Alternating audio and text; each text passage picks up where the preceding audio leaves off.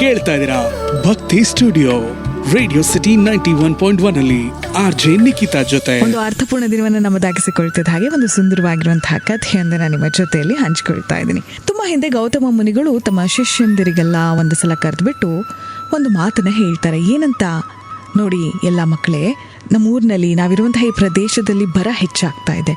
ತುಂಬ ಬೇಗ ಎಲ್ಲೆಲ್ಲೂ ಕೂಡ ಇದು ಉಪಸರಿಸ್ತಾ ಇದೆ, ಹೆಚ್ಚಾಗ್ತಾ ಇದೆ. ಆಶ್ರಮದಲ್ಲಿರುವಂತಹ ಜಾನುವಾರುಗಳನ್ನು ನೋಡಿಕೊಂಡು ನಿಮಗೆ ನಾನು ಈ ಪಾಠಗಳನ್ನೆಲ್ಲ ಹೇಳೋದಕ್ಕಾಗೋದಿಲ್ಲ. ತುಂಬ ಕಷ್ಟ ಆಗುತ್ತೆ. ಈ ಜಾನುವಾರುಗಳಿಗೆ ತುಂಬ ಕಷ್ಟ ಆಗ್ತಾ ಇದೆ ಇಲ್ಲಿ ಬದುಕೋದಕ್ಕೆ ಈ ಬರಪೀಡಿತ ಪ್ರದೇಶದಲ್ಲಿ.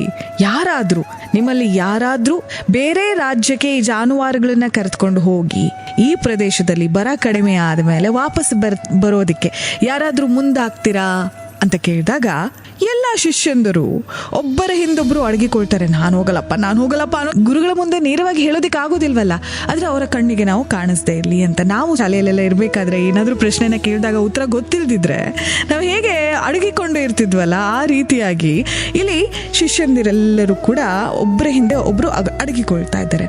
ಗೌತಮ ಋಷಿಗಳ ಒಬ್ಬ ಶಿಷ್ಯ, ಅವನ ಹೆಸರು ಸತ್ಯಕಾಮ ಅಂತ ಹೇಳಿ, ಆತ ನಾನು ಹೋಗ್ತೀನಿ ಅಂತ ಹೇಳಿ ಮುಂದಾಗ್ತಾನಂತೆ. ಗುರುಗಳಿಗೆ ಖುಷಿಯಾಗುತ್ತೆ. ಎಲ್ಲರೂ ಅಯ್ಯೋ ಏನಕ್ಕೋ ನೀನು ಹೋಗ್ತೀಯಾ, ನಾನು ಬರಲ್ಲ ನಿನ್ನ ಜೊತೆಗೆ ಅಂತೆಲ್ಲ ಕಥೆ ಕಟ್ತಾರೆ. ಆದರೆ ಯಾರನ್ನೂ ಬರೋದಕ್ಕೆ ಬಿಡೋದಿಲ್ಲ ಈ ಸತ್ಯಕಾಮ. ಅಲ್ಲಿ ಹೇಳ್ತಾರೆ, ನೋಡಪ್ಪ, ಅಲ್ಲಿ ಒಳ್ಳೆ ಆಹಾರ ಇರೋದಿಲ್ಲ, ವಸತಿ ಹೇಗಿರುತ್ತೆ ಇದೆಲ್ಲ ಯಾವುದರ ಖಾತ್ರಿ ಕೂಡ ಇರೋದಿಲ್ಲ. ಅಂಥ ಒಂದು ರಾಜ್ಯಕ್ಕೆ ಅಥವಾ ಮತ್ತಿನ ಎಲ್ಲಿಗಾದರೂ ನೀನು ಅಷ್ಟೆಲ್ಲ ಕಷ್ಟಪಟ್ಟು ನೀನು ಹೋಗಬೇಕಾ ಅಂತೆಲ್ಲ ಹೇಳುವಂಥ ಮಾತುಗಳು ಈತ ಮಾನಸಿಕವಾಗಿ ಸಿದ್ಧಪಡಿಸ್ಕೊಳ್ತಾ ಇರ್ತಾನೆ ಅವನ ಮನಸ್ಸನ್ನು.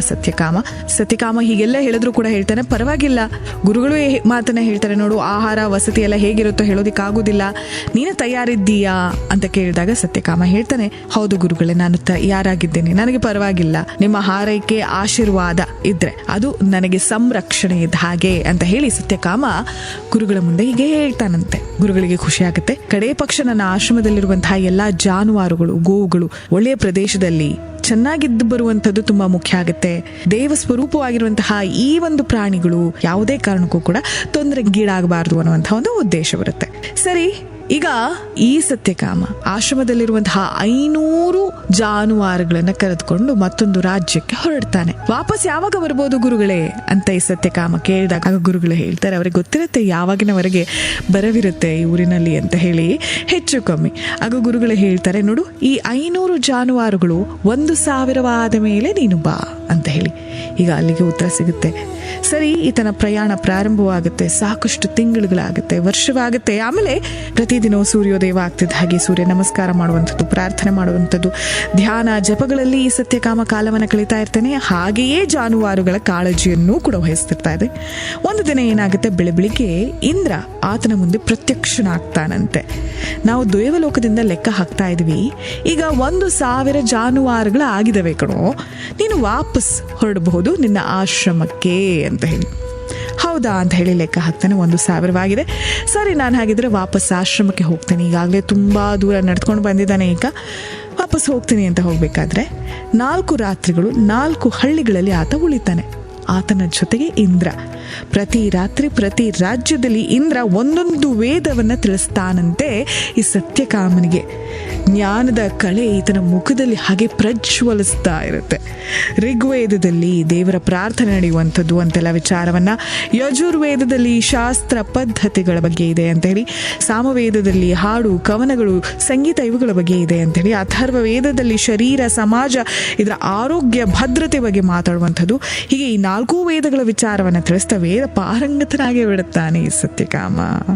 ಹೀಗೆ ಗುರುಗಳ ಅನುಗ್ರಹ ಅಷ್ಟೇ ಅಲ್ಲ, ಮನುಷ್ಯತ್ವವಿದ್ದಾಗ ಸತ್ಯಕಾಮನು ಯೋಚನೆ ಮಾಡ್ತಾನೆ, ಈ ಜಾನುವಾರುಗಳು ಯಾವುದೇ ರೀತಿಯಲ್ಲಿ ತೊಂದರೆಗೆ ಈಡಾಗಬಾರದು ಅಂತ ಹೇಳಿ ಯಾರೂ ಒಪ್ಪಿಕೊಳ್ಳದಂತಹ ಒಂದು ಜವಾಬ್ದಾರಿಯನ್ನು ಸತ್ಯಕಾಮ ಇಲ್ಲಿ ಗುರುಗಳು ಕೇಳಿದಾಗ, ಗೌತಮ ಮುನಿಗಳು ಕೇಳಿದಾಗ ಒಪ್ಪಿಕೊಳ್ತಾನೆ ಅಲ್ವಾ.